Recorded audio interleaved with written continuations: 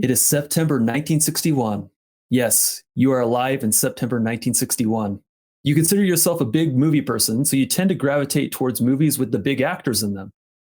You're open to suggestions, and you've heard whisperings of one about a lone man arriving in a town and finding himself in a tug of war on what business to join when he really has no interest in joining either of them. You go to buy your ticket, and no, you will not be going to see Elvis Presley in Blue Hawaii. Ooh. You'll be going to check out Toshiro Mifune in Yojimbo, a movie that's just made its way to the States. Welcome to Three Films and a Podcast, the show where destiny brought together three friends to enhance each other's cinematic journey by watching three new movies in a series of themed rounds.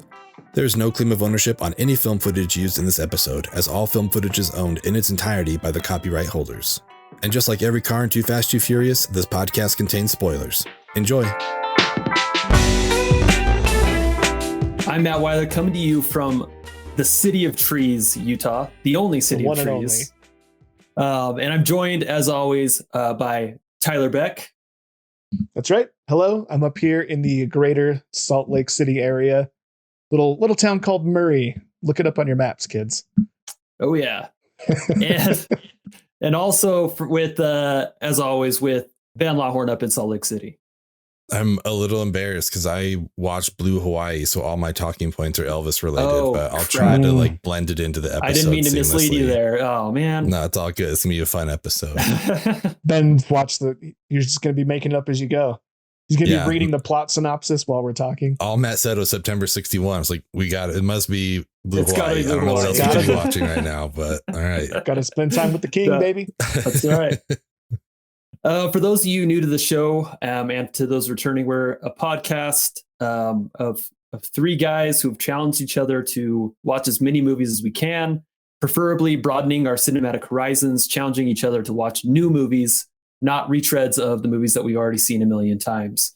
We've also tried to develop sort of a movie club that everyone can join in on, watch along with us, and join us on the pod to discuss these movies. You can find us on social media at 3filmspod. And find us at 3filmspod.com and anywhere you listen to or watch podcasts. And today I'm excited to announce joining us, we have Jordan, who is from the Team Ratnado Twitch stream. Let me introduce that better. What should I call it? We're gonna do that. My name's Jordan. I'm on Twitch right now. I'm doing a couple things, but you can find me at twitch.tv/Team Ratnado. I'm also located in Utah, currently out of Utah Valley in Blanding, Utah. It's bland and getting more blanding. So you want to look that up. You hate to hear appropriate. It. You hate to hear it. I feel like I've been there. Hold on. I am going to consult my maps.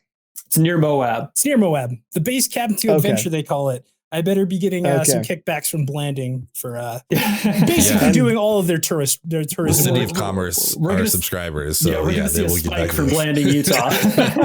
Is it the home of like Maverick headquarters? Yeah, I've been through Blanding before. Okay. Oh hell yeah!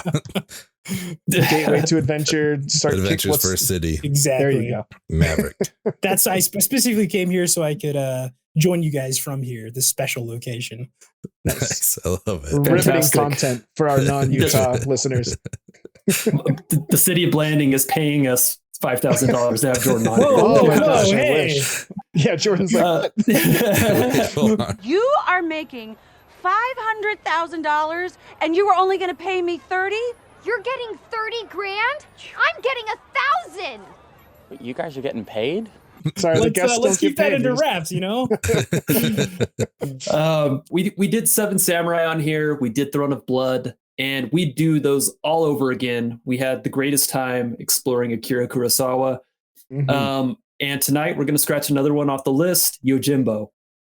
Yojimbo means bodyguard in Japanese. And this one's about a lone samurai with no master, in other words, a ronin, who arrives in a town with two rival businesses who are competing for superiority. Jordan, what's been your experience so far with Akira Kurosawa and also with Yojimbo? Like, how much of his cinematography have you, his filmography have you seen, and how many times have you seen Yojimbo? So, have we talked about this before? Because this is in like my top 7.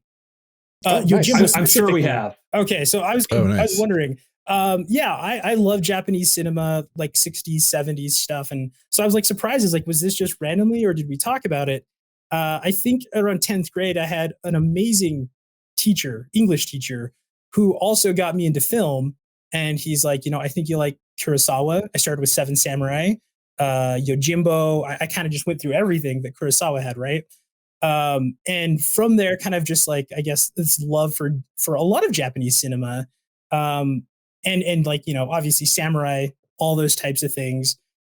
Specifically last year, I went through a bunch of stuff, Sword of Doom, Lady Snowblood, 13 Assassins, like all those kind of like, older 1970s, 1960s. And I love him. I've seen Yojimbo probably 15 or 20 times. It's great just to throw on in the background and just have going. So good. Another way that you've made me feel validated in this conversation already.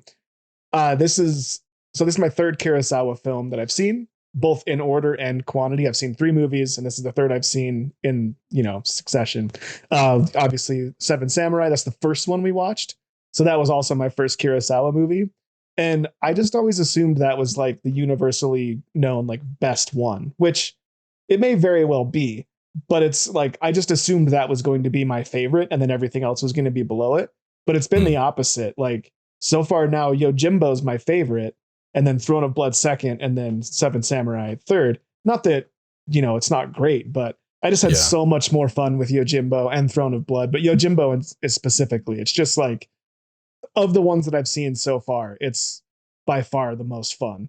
Like, I loved the whole plot and story of Yojimbo. And like Toshiro Mifune is just like cementing himself in my actor's tier. He's just a legend, man. He's so cool. He's so fun to watch. And I just am like, man, it's going to be really cool digging into more Kurosawa stuff. I've been putting it off forever. So now that the floodgates are open, like, I'm really looking forward to see like the rest of, all the rest of his stuff. It's been great. Yeah. I feel like, it's obviously for these first directors rounds that we've done, we kind of picked some heavy hitters. I feel that we felt the same way about Hitchcock, where we could just do a whole nother round of movies on him. And I feel the same about Kurosawa, where we could just, pick anything and watch it. I love Yojimbo. I think it's great. I saw it in college, film school. I forget exactly what the class was, but it was kind of funny in retrospect because the teacher actually wanted to show us Sanjuro, which is the sequel to Yojimbo, but he couldn't find his disc. So then he's like, we'll just watch Yojimbo. And I was like, why would you show us the sequel first? Yeah, that's super strange. You think saw Yojimbo, like, I know we're in like film school or whatever, but like, dude, like, why are you showing us the sequel? So thankfully, he couldn't find it. We watched Yojimbo and I was like, oh, this is awesome. Like, I love everything about this movie. The character is so interesting. Yeah. Definitely Seven Samurai, feels like it's a ensemble film, of sorts. Obviously Toshiro Mifune is great in that as well. Same with Throne of Blood, but it's kind of like, obviously the Macbeth retelling. So this one was cool, I think, out of these 3, because it just felt so original, and we just got to spend so much time with a new character with Toshiro Mifune, like from the beginning of just like throwing the stick up in the air to kind of figure out which way he was going to go. Like, that's so cool. The little like ticks he gave himself of like, the shoulder shrug or whatever. And just like kind of, he's reserved. I'm sure we're going to talk more about Toshiro later, but his performance was so great in this. And I think this was like kind of his breakthrough role, actually. Like, this was the first one where he was like really the leading man. And just like, I think after this, from the stuff I had heard about, it actually kind of created a rift between him and Kurosawa, because Kurosawa wasn't necessarily the top dog on set anymore, because he had a very popular actor working with him. And I know that created some problems with other movies like Redbeard, where he couldn't shave it and stuff because they didn't have the great CGI like we did in Justice League with Henry Cavill's mustache, the flawless CGI. But I don't know. It's easy to see in watching this that like this would be the role that would kind of like propel Toshiro Mifune up to stardom for sure. So I was so glad that you picked this, Matt. Like when we picked Kurosawa, I was like, I'm so excited to rewatch this, and it was a blast. I loved it. Well, I think it was Jordan who had Yojimbo on my radar it was no accident that I asked Jordan to be on this. I had remembered a conversation that we'd had about it. It's funny because for how influential of a filmmaker Kurosawa is, there's still too many people that haven't seen even a single Kurosawa film. Yeah. And it's crazy just because people just like eat up all the stuff that were inspired by his movies. Yeah. 100%. I had this on my radar. I had seen some other Kurosawa films, but this is one that just kept getting away. I've tried a couple times to start it, and just because I was doing something else, never finished it. And so I was just looking for an excuse to fit it in, and very glad that I did. But speaking of Kurosawa being a very influential filmmaker, for those of you who have not watched a Kurosawa film or aren't aware of who he is, he's a Japanese director, predominantly in the 50s, 60s, and 70s, who was heavily inspired by Westerns and Western, I guess, just Hollywood. And he created a bunch of samurai movies and a bunch of like other movies, kind of doing his own take on those things, but very much his own style, very much his own storytelling. And then in turn, Hollywood took note of it and then used his workings to inspire tons of Westerns. Yeah. George Lucas was inspired, with Star Wars. Just like so many things were taken from his take on this form of storytelling. Oh man, couldn't you see like the Han Solo in Yojimbo like throughout this whole thing, just kind of like reserved, like cool, just like I think you can see so many George Lucas's influences in the three movies that we watched. Yeah. Oh, totally. Yeah, and that's kind of what I wanted to talk about is what are some things from Yojimbo that people can recognize in the stuff that they're consuming? Like what are well-known things that people watch that they can, I guess, tie to Yojimbo? Jordan, what are some that come to mind? I think, obviously you have your spaghetti Western and how those kind of were a send up of Kurosawa and that conversation, that like, we're going to do this, we're going to do that. And I think one thing I tried to watch because of this now, which was like marketed towards, an American audience, was I think it's called The Last Man Standing with Bruce Willis, which is like a retelling of Yojimbo. I think it's interesting that so people are kind of really divorced, like you said, from the base. And I like, for me and you, obviously huge Star Wars fans, that's something that a lot of people, I think if you go and watch it, I remember going and watching it, just being like, oh my goodness, this is all what, this is what George Lucas, took from, and he his own spin on it. And I think that's obviously the first thing that comes to mind for most people, right? Yeah. I'll be honest, like I had a hard time with this question personally. Like I mentioned earlier, like my recall just doesn't really work that way. So I rely a lot on like lists and stuff. And I could look at a lot of different stuff. I saw the Star Wars, I saw The Last Man Standing, I saw, obviously Fistful of Dollars. But to me, it was just all the tropes that I noticed watching this, the mysterious badass walking into town, like just floating waywardly into town, the town overrun by crime, like just a lot of those Western tropes. You know what I mean? I noticed all that. One of my favorite was like the bumbling crime boss, or like the dumb right hand man. Yeah. You know what I mean? Like I thought that was pretty fun the way they portrayed that here. I thought that was cool. The hapless sheriff or mayor, as it was in Yojimbo, just like the ineffectual authority. You know what I mean? Like I just noticed all those things, and I don't know whether or not Yojimbo is taking from other things or if those tropes are being passed along to Westerns going forward, but those are just all the things that I noticed while I was watching it, and it's all I could really think of. I was like, I know I've seen movies that have these things in them, but I can't remember what they are, and I couldn't find them in lists. So yeah, I feel like a lot of those things are in Westerns, and people are like, oh, that's from this Western. Right. But it's like, but that's from Yojimbo. So it's kind of like how Bob Dylan, like all his first like 3 albums are all just like repurposed folk songs from Woody Guthrie or whatever, it's kind of like, it's just part of the sauce. Like there's just this format you do and you put your own words on it. And it's kind of feels like what most Westerns do in my limited scope. I'm sure we'll do some more Westerns on the podcast and maybe I'll be proven wrong, but I don't know. Well, one of them that we're going to cover, I think, Jordan mentioned already, but Fistful of Dollars, where it's just like, we're going to be going through the Dollars trilogy later in the summer, which I'm very excited about. But this Fistful of Dollars is pretty much a remake of Yojimbo, to the extent I think that Toho even filed a lawsuit when the film got released because they didn't get credit for like, this is our story. This is the thing that we wrote and you guys just made it with Clint Eastwood, you know? So, you know, there's that issue and stuff. So I think that was cool. It's kind of interesting that, you know, Yojimbo essentially kind of like broke out for Toshiro Mifune, but then in a way also Clint Eastwood kind of got his start through the same kind of thing. Yeah. So obviously there's that correlation. We talked about George Lucas. One thing that I wanted to talk about, though, a couple of things, like I really enjoyed like the wood blocks.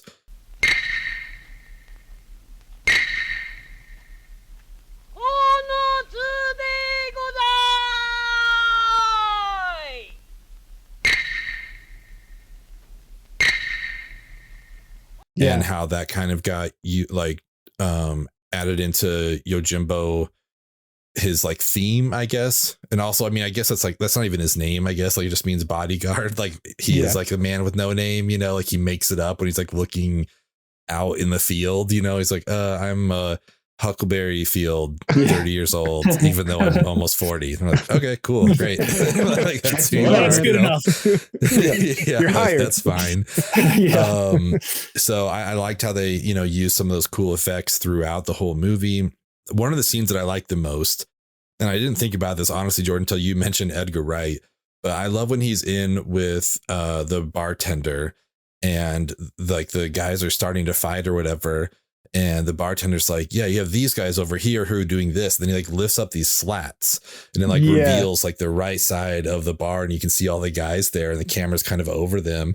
And then he's like, and then you have these guys on the left and like the camera just, I think he just kind of goes with them. It doesn't cut or anything. And then like he lifts up the other side. It's like, oh, that camera movement seems very Edgar Wright-ish. You know what I mean? Where it's like he says something, then like you just like almost like smash zoom down to something else. Like I just enjoyed the camera work and the cinematography throughout this whole movie. I thought it was so cool. But yeah, that was one thing that really stuck out to me. It's like, it was very cool to see. It was almost like a screen within the screen of the movie, you know, like getting to hang out with the actors and see what they're doing. And then obviously like the trope of tough guys who aren't tough, you know, who really don't want to fight, you know, because they keep like threatening to like fight each other, but nothing ever happens, you know? So I don't know. There's so much in here that I think we see in everything else. Totally. Yeah. Those like cronies, it's like the Bebop and Rocksteady that we see in like everything. I liked how when he first comes to town, there's like that sort of young Luke, Uncle Owen scene with the kid and his dad. Like, no, you need to stay on the farm. No, I want to join the war. It's like, this is so good. I'm glad he took that, you know, right? Yojimbo and made a movie out of it. And also, for those of you who have Disney Plus, you've seen the new anime Star Wars segments. The duel is it's not exactly the same story, but it's very much sort of that vibe. So if you liked the duel and you want to see a little bit more of that without some lightsabers, with real sabers, sabers, metal sabers, actual sabers. One thing I just thought of when Ben, you said something about Clint Eastwood. And I got to thinking, like, it's interesting how, you know, they told the same story, but like Clint Eastwood and Toshiro Mifune, I don't think could be more different as actors. You know what I mean? Like Eastwood has his look, right? Like a lot of his acting is just the way he looks and his like scowl and stuff, but he's kind of a one-trick pony. It's at one least look. In my experience. Yeah. It's like that stone face, whereas Mifune is very expressive. Yeah. So expressive. I think that's an interesting comparison, you know, like an interesting juxtaposition, because they just couldn't be more different. And like, I don't know, Mifune is just such a badass. I'm like, they should have just had him learn English or whatever and be in Fistful of Dollars. You know, it's never going to happen at that time, but he's so much better. I think it's cool. Yeah. I mean, like I said, I'm excited to get to that trilogy just to see what they did with the character, because that's the, you know, Yojimbo for Fistful of Dollars. That's the very first of the trilogy. So we really get to meet the man with no name.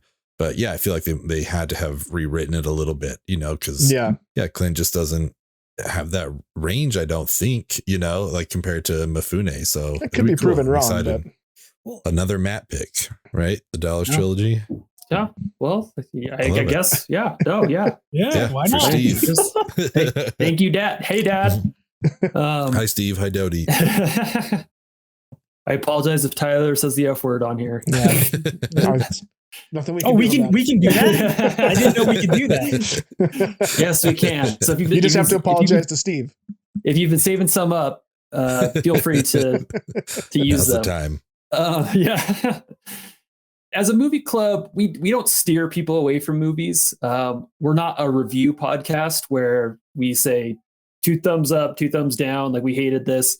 We want everyone to watch everything. And then if we all hate it, we want to talk about it. And so we have a segment on here called the elevator pitch, which is essentially your job is to get someone to watch the movie.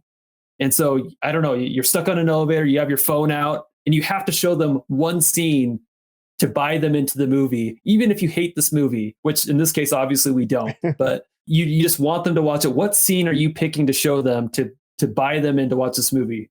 Before we get started, does anyone want to get out? Ooh, easily the first one that comes to my mind is the first confrontation between the 2 gangs. You know, there's all the grandstanding. I guess it's probably like a minute or 2. I guess it's an elevator pitch, but that moment of them all walking out, everyone trying to look, you know, as tough as possible. And Sanjuro is just like, actually, you know what? I don't want to die. And he's like almost like giddy to be like, all right, let's see you guys go. Let's see it. You know, he takes his position just because it's like, you know, that evokes so much of like, well, how did they end up here? Who is this guy? Why are they all scared? Why are the gangs, you know, all those questions. I would hope that would hook somebody into it for the reason that I like it. I think it's a solid choice. Yeah. That scene was so good. I had that down as well. Like I loved, you know, when he goes and confronts the other guys, and it's like, you know, the 3 guys who've been to prison. It's like, oh, we'll kill you. He's like, yeah, whatever, man. Like it's kind of funny because I really, you know, watching them kind of fight each other, I just feel like we just kind of wanted to mess with them, you know, and just like, all right, I'm going to resign from you guys. I'm going to go to these guys. And it's like, actually, no, I'm going to go sit on top of this thing and watch you guys kill each other. And they're both like, both sides are just like such pansies, whatever. They're not going to fight each other. They just like keep like running and back and forth, and like nothing happens. And it gets interrupted by the government official. So I love that scene. I also, you know, for something different, I mean, I don't know. I really enjoyed, it's like a spoiler, but it's not, because I enjoyed when they kind of left him for dead and he came back. I thought that was so cool. It was giving me real, like the bride from Kill Bill when she's like buried alive, you know, just like punching through the thing. Like he doesn't do that exactly, but it's that same, just like, you just see him like dragging himself out and all the way up to the rehab of like throwing the knife on that leaf. You know, he's just like, he has that one little pocket knife, basically, you know, he's practicing, and we see how that comes into effect later on. So I think that's super cool and could be an interesting hook for somebody, because if you're showing someone a movie about someone, about a character, and then they're basically left for dead, it's like, okay, well, how did they get to this point and how does this resolve itself? So I maybe would show them that one, just him coming back. Yeah, I think that's good. It's funny, man. So I kept like little notes as I was watching it, and I lost them. I don't know what happened to them, because there was one specific scene towards the end that I was like, ooh, I know I don't typically pick spoilery scenes, but I think this would be a good one. And but I can't remember what it was. It might have been that, but it also might have just been like the final fight. Like it's just so good. Like him walking out into the streets, the slow camera, the dusty road, the full confrontation, and just how quickly he cuts him down. But in the spirit of not being spoilery, I think we all know that's going to happen in this movie. Like I think you could show that, and it like that's obviously what's going to happen here. But I think this movie actually does a good enough job in the opening sequence of the film itself. Like I might just show that, like you mentioned earlier, the tossing the stick thing, just the randomness of it, the walking into town, like, you know, what's going to happen because we've seen all these tropes. We've seen this movie, like we've discussed like a bunch of different times. So it's like, oh shit, how does this play out as a samurai? You know what I mean? Like, how does this play out in as like a sword fight, and like with Japanese culture and some of their traditions and some of like the way that they handle things, you know what I mean? Like, I think that would be enough for most people. It hooked me instantly. So I think it would work. No, that's great. Mine would be like the 20-second clip around when that dog brings in that severed hand to the village. And the reason why is because one thing that we don't get enough of anymore, and I'm not a very big gore person. Right. Tyler knows that. Everyone on the podcast that we've talked about knows that. But in movies anymore, we don't get very many and it's weird to call this subtle because it's a severed hand, but it's like this subtle implication of like excessive violence. Yeah. You're not seeing the excessive Yeah. violence. You're not seeing the gore. All you're seeing is, the after part. And it just makes you wonder, what is this? What happened here? The carelessness with which they're treating these severed parts and the bodies they came from. It's like they're just running, like the dog bringing it in, the reactions of the town folk, what's going on in this town? What's going on in this movie? And so that's what I would show. It might turn people away. If so, I apologize. Yeah. I think it serves its purpose though. Like if anyone's been on the IMDb trivia, like that's one of the first things that pops up. And I think it's so cool because Kurosawa wanted, like he said, he challenged the assistant directors to come up with an image so that Sanjuro knew he was in a really bad town. Yeah. And how could they do that easily? And Kurosawa actually came in with the idea as well. But yeah, it made sense. It's like, wait, this dog can just carry hands around and no one's like batting an eye at this. Yeah, like, it's not what is weird. going on here? This is nuts. But another scene I really enjoyed that I just want to talk about quickly is when he goes to rescue the wife. Yeah. And like kills the 6 dudes, like has someone basically like alert them like, oh, there's 6 dead guys over here. We should get everyone together. And then he goes off to like relay the message. And Sanjuro then goes and kills them after the fact. Yeah. But he does it so like seamlessly and perfectly that he then later goes in and like messes up the place. He's just like cutting stuff down and like creating a mess, so that when everyone shows up, he's like, I don't know, man, there's like 15 people here. It was really crazy. Like, I don't know what to tell you, but like, that's how good he is, where he's just kind of like, I guess I got to make it look like it was harder than it was, even though arguably the 6 best people were on the case here to protect, just, I don't know. It was just, we learned so much about his character, and he's just like, he's not like a showman. You know what I mean? Like he knows he's really good. He's very confident, and we get to see his skill. But I just love this movie. I feel like we could all pick like 3 scenes to talk about for sure. Well, that confidence you just mentioned, I actually was going to say, like, I might even pick another scene might arguably be a worse scene than we all mentioned for an elevator pitch, but it does have a singular moment like the severed hand in a dog's mouth. But it's just whenever he reads the line, he says, I get paid for killing, and this town is full of men who deserve to die. Mm-hmm. I was like, oh shit. Like, I didn't even have to write that down. That was like instantly stuck in my brain. That's such a good line. That was such a good line though. I'm getting that tattooed. And it's like, you could just show that conversation, just that 15 seconds where that happens. And it's like, oh shit, I'm into this guy. Like, this guy's a badass. Mm-hmm. And like, it plays itself out all the way up to that, the savvy he has in that rescue mission, just like, he just always knows what to say and do. He's just that dude. It's really cool. Very, very Han Solo. Which is also kind of funny because like I don't think he leaves with any money. He keeps like returning the money that he gets for killing people and stuff. He's like, here, you take it. Or but it's like you can tell that he wandered into that town, had free room and board, ate and drank whatever he wanted, did whatever he wanted. He didn't spend a dime. He didn't make a dime. So I imagine that's kind of just how his life goes. He got exactly what he wanted out of that town. Yeah. He got out of there. Totally. But it was so cool seeing the bartender's response though, because he's like, just eat your rice and get out of here. He's like, no, I'm going to stay because there's a lot of people here that deserve to die. And the bartender's like, no, you gotta be kidding me. But like having the coffin maker, like I just want to shout out some of the actors that we saw. Like the coffin maker was super cool. Like that part where he kills the 3 guys and he's like, coffin maker, we need 2 more coffins. And he like looks back, he's like, make it 3. Like that's so cool. Like, and he's just doing it in front of everybody.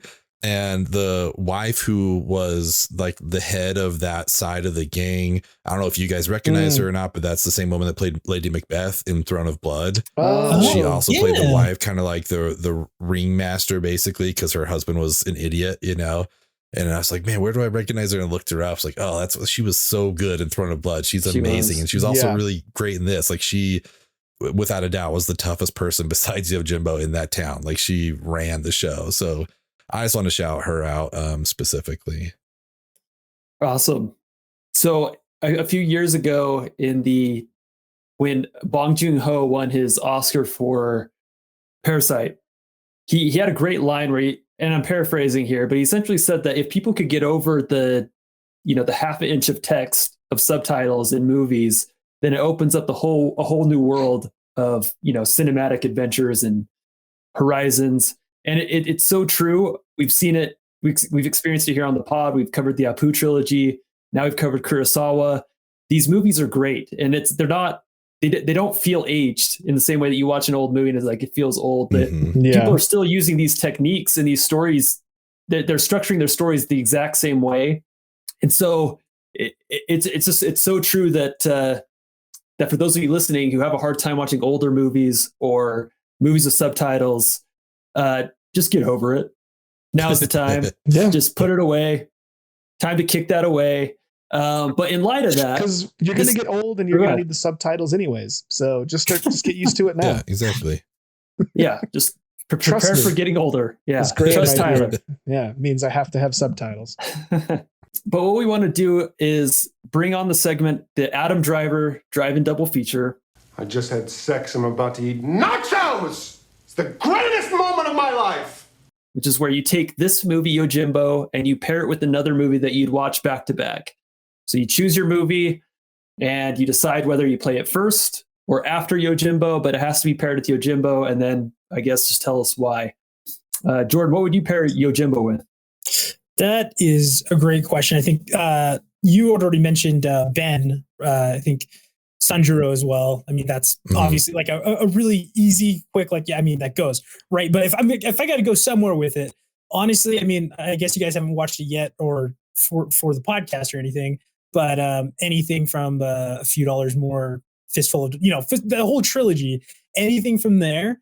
I mean, I don't know if the shout it out or anything, but it's on YouTube. Somebody does a mashup of that end scene where, where Sanjuro is against the remaining people, Inosuke and the rest of them. Cool.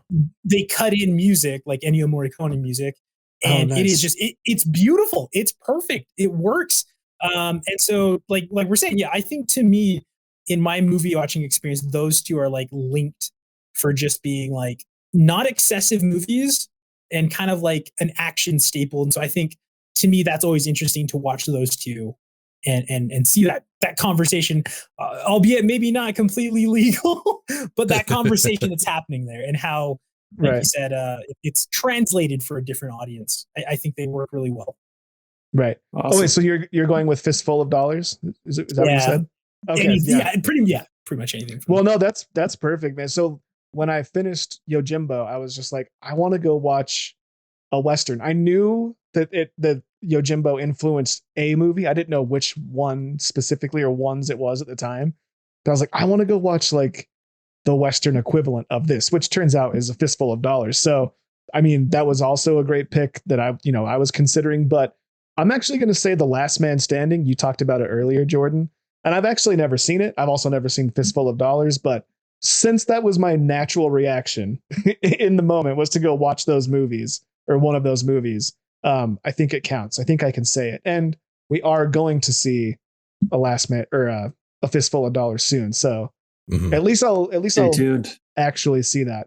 But yeah, I wouldn't have been interested in Last Man Standing without knowing it was a Yojimbo remake. But now that I know, I'm like, oh, I kind of want to see it. Like I want to see how they did it. You know what I mean? So, and I'd play it second because that way, if it sucks, you can just turn it off and go to bed. You don't have to stay up for Yojimbo. Or maybe you can have a few drinks. You can make fun of it as it plays out, So Yojimbo would go first and then Last Man Standing or Fistful of Dollars, I guess. One of those two. Let's do 3. Just line them up.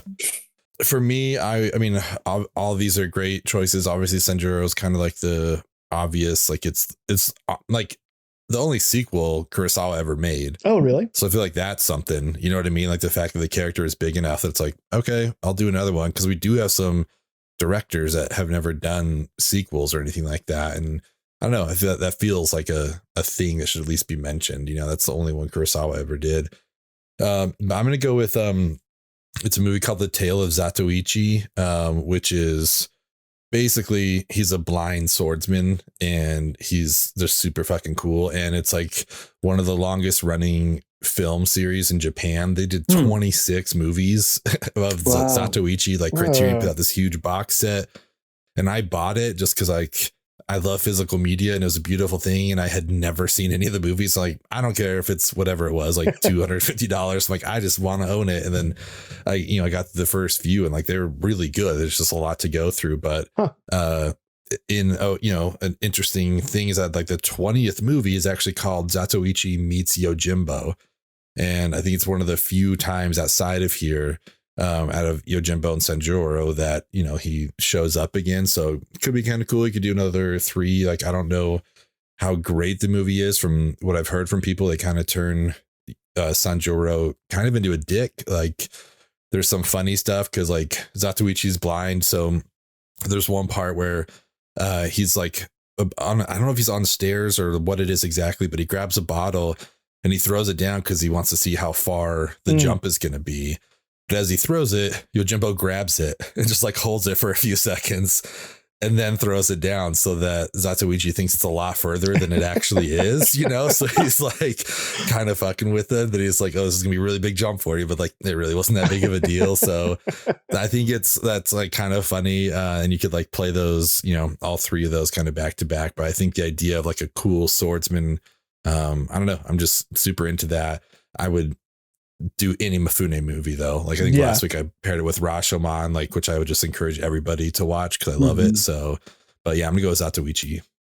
That's a great pick. I'm going to be the odd egg here and not do anything Western or samurai or anything like that.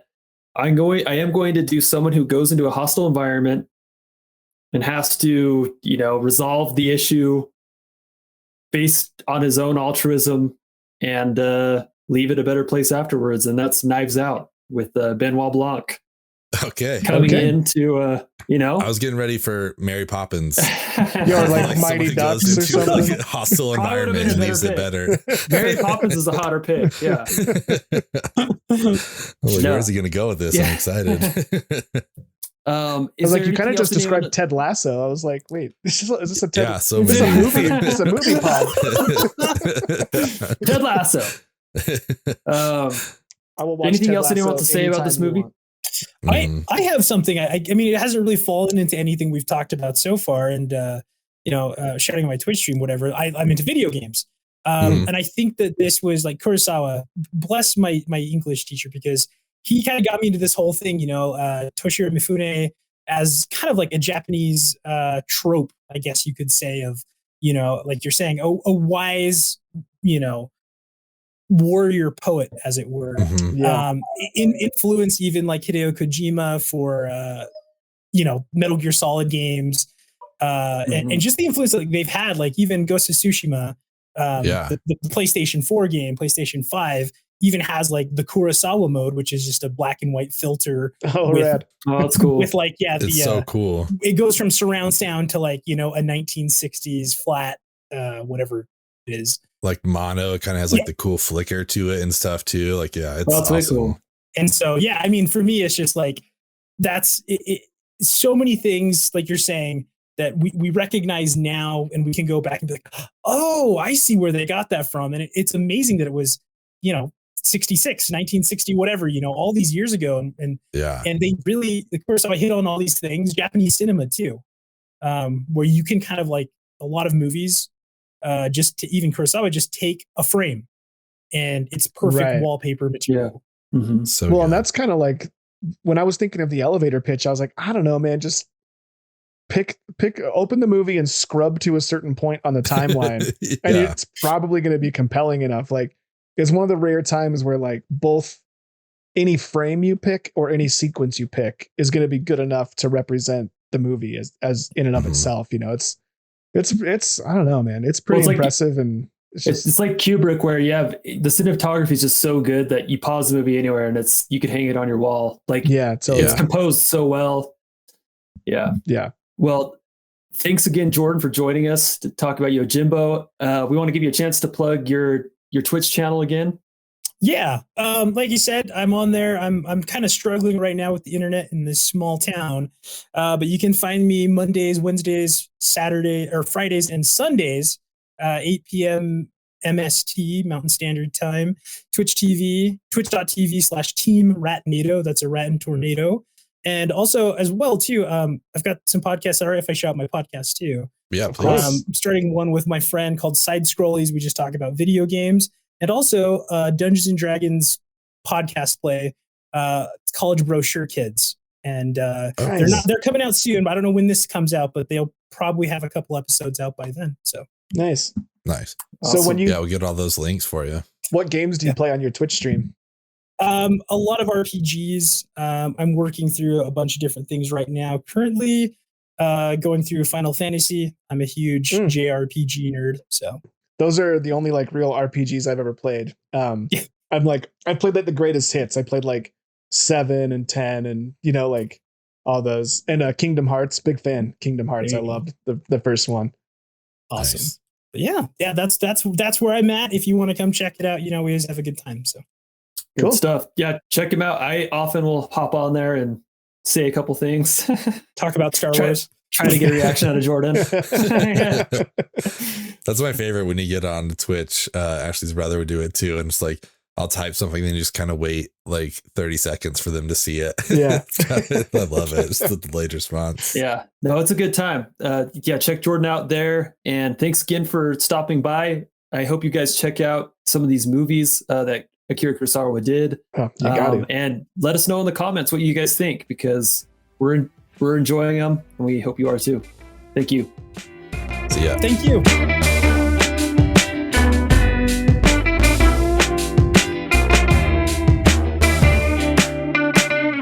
자막, 서브타이틀의 장벽도 아니죠. 한 1인치 정도 되는 그 장벽을 뛰어넘으면 여러분들이 훨씬 더 많은 영화를 즐길 수 있습니다. Once you overcome the 1-inch tall barrier of subtitles, you will be introduced to so many more amazing films.